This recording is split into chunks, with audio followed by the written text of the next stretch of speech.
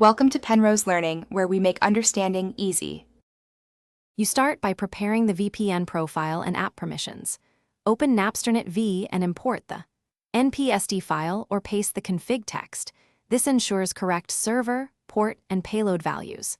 Once imported, check that credentials are filled and the transport type matches your provider.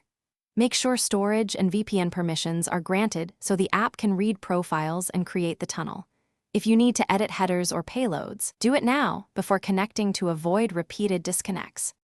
Next, fine-tune the app's advanced settings to match the server. Choose the correct transport, TCP or UDP for speed, SSL/TLS for obfuscation, and enter the payload or custom header exactly as provided because small typos break the handshake. Adjust DNS and MTU only if you see fragmentation or DNS leaks.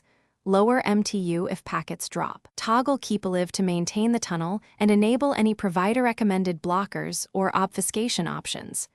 Once set, save this profile. You're ready to connect. To finish, tap Connect and accept the system VPN permission prompt so Napsternet V can create the tunnel.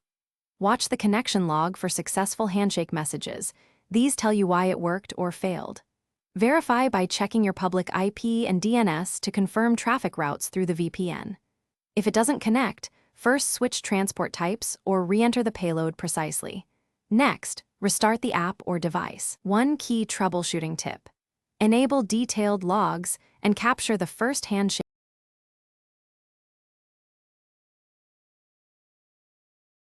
Thanks for watching. If this was helpful, leave a like and consider subscribing. See you next time.